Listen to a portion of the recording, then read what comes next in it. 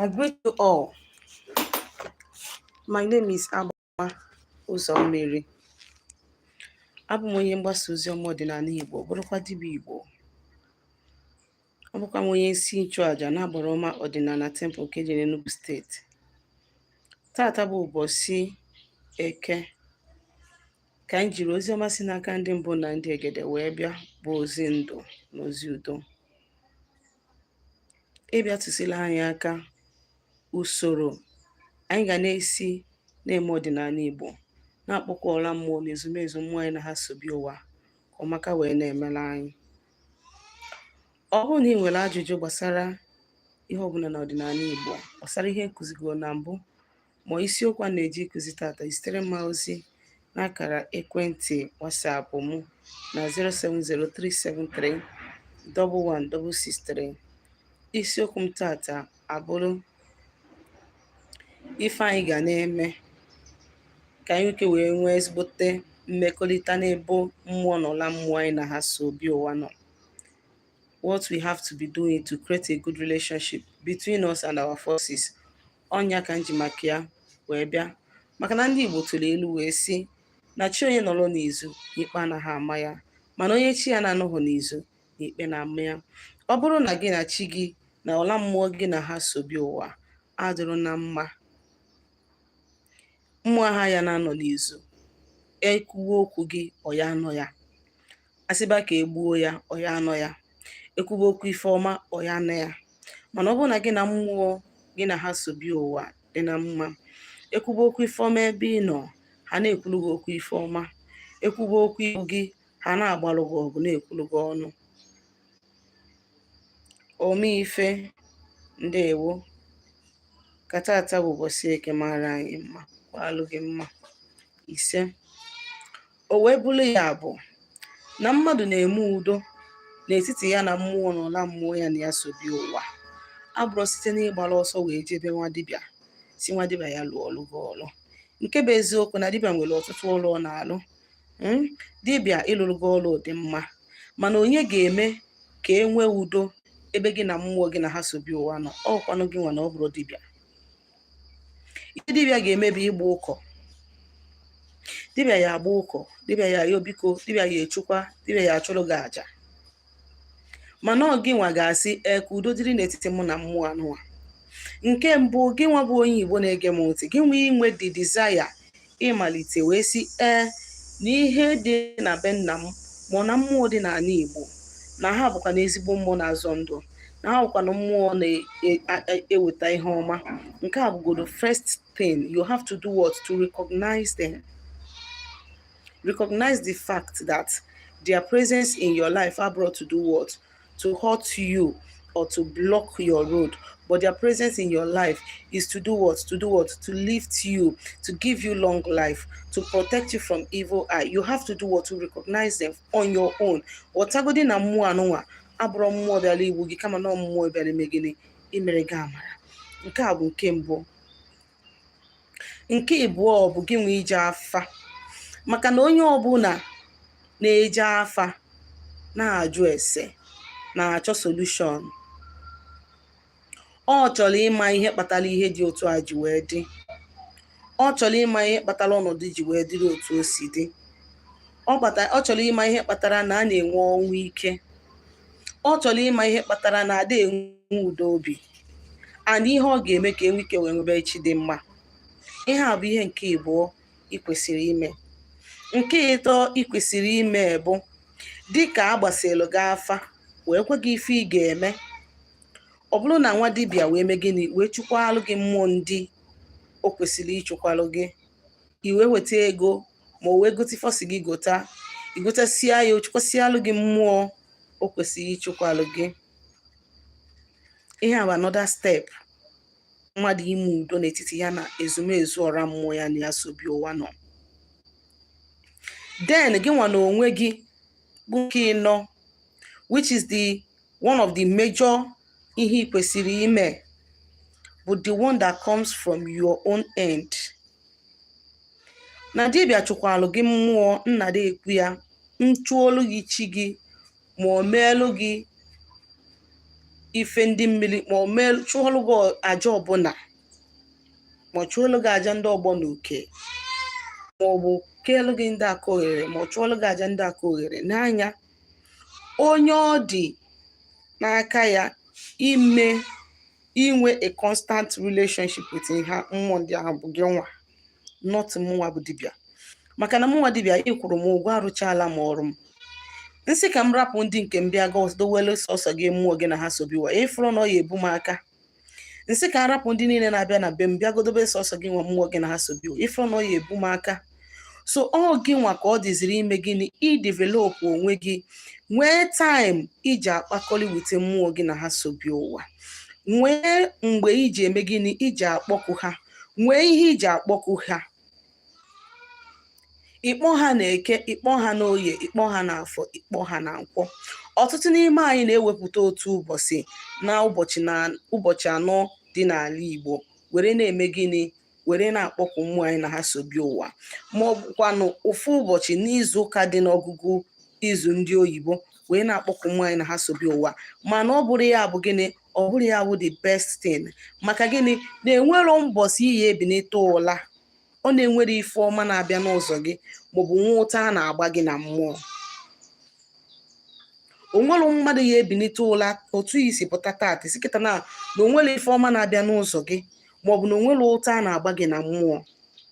This is the reason why you have to develop yourself, have a constant communication with your forces.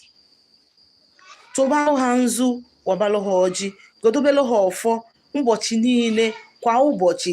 In this way you bring them closer to yourself. Ọ bụrụ na Igbo onye nwere gift ifu ụzọ the more ị na-eme gị na ị na-agodo mmụọ gị na ha sobi ụwa the more ha na-abịa gị nso the more ha na-enwe ọgbụgba ama dị iche iche ebe ị nọ ha na-egosi gị ihe dị iche iche nke kasị nke which is the last one I'm going to mention now, which is one of the best way mmadụ ga-esi wee create a very good relationship with mmụọ ya na ya sobi ụwa bụ site n'ibi ndụ dị mma, site n'ịkwụba aka gị ọtọ, site n'ịgbari alụla ana ọsọ. Maka gịnị na ọ bụrụ na ịkpọba mmụọ gị na ha sobi ụwa o wee bụrụ na ị na-ehi nwunye mmadụ mmụọ ahụ bịaba ofu arụ ahụ dị n'isi gị ọ ya na-achị azụ. Ọ bụrụ na ịkpọba mmụọ ọsọ gị wee bịa ụwa o wee bụrụ na ị na-akọ mmadụ nsị ha bịaba nso afọ arụ ahụ dị n'ụzọ gị agbaba ọsọ. So you have to do what? Live a righteous and an upright life, a very very righteous life. Ị ga-ebi ndụ dị ọcha. Ọtụtụ ndị mmadụ sịrị na ndị ọdịnala anaghị ebi ndụ dị ọcha mana asị m mba,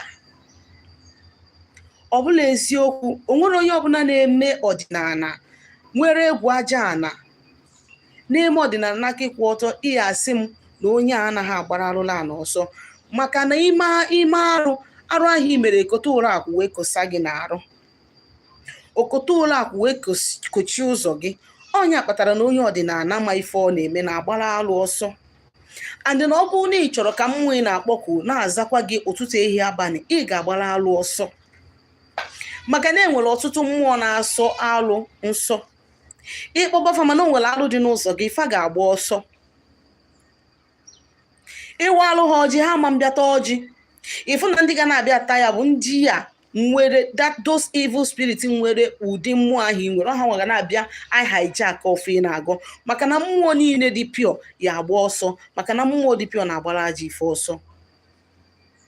So na ife nna-achọ ịkọwa bụ na obero n'ije gba afa ọtụtụ n'ime anyị na-eje agba afa mana anyị adịghị eme gịnị anyị nwụrụ time on our own to build ourselves with our supernatural forces.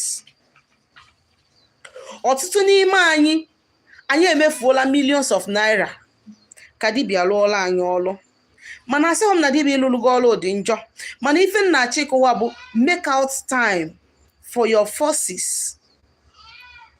N'ikwuru dibịa 1 million naira ya rụọ ọrụ gị ọrụ mana ị nọ n'elu nwunye mmadụ abụrụ guarantee na ihe nwe ọrụ ahụ will not go and you can never blame the dibịa for that error. It is your fault. So iji ụgwọ ibi ezigbo ndụ, iji ụgwọ ịgbara alụla na ọsọ, iji ụgwọ ịgbara nsọ a na ọsọ for you to be able to do what? To succeed and to have a good relationship with your supernatural forces. Ma ọ bụrụ na ị na-eme ihe ọsọgodi gị jee chọọ dibịa kasị dibịa ahụ lụsịa obi click it will cut. Obi click it will cut because gịnị na enwero complete access to you because of gịnị alụlụ ana so gị atrocities imegolu. And na obero na ya agogo ofo na ya na ago ofo for 1 month na ya agogo ofo steady for 1 month yet no nweli ya for what kind of life are you living? Kedu ụdị ndụ ị na-ebi? Ọzọ dị ka ibi ya mme mention before mgbanyụọ life abụ ọ bụrụ na ị nwere ọkpụkpọ oku, I want you to know that the grace you have it is not the same thing with other people, that is ordinary people. Your grace with that of an ordinary person when it comes to asking easily and receiving easily when you have not yet started answering your calling. Ọ bụrụ na ị nwere ọkpụkpọ oku gị jee zọọ ọlụ gị jee lụọ ọnya, forget about what people are saying. Hapụ na ha na-asị na onye na ndị dibịa melonka na ndị eze nwoke na ndị eze nwanyị melonka. You know yourself. Go and answer your calling. Forget about what people will say, because what you are suffering now, they are not suffering it with you. If you have calling, I want you to know that. And then all have you can't run away from it. You can never run away from it.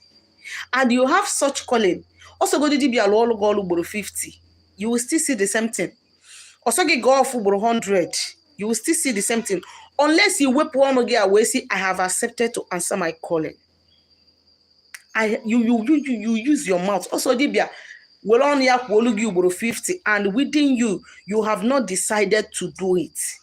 You are wasting your time. Also give me a 100 times. Dibia meregia. But you have not decided to do your calling. And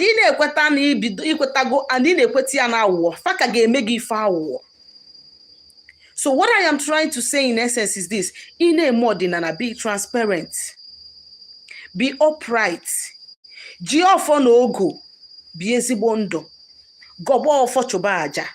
That is what is going to pave way for you. Except that, so you don't go about blaming people that is working for you. Maybe it is from the dibia that work for you, or maybe it is from you.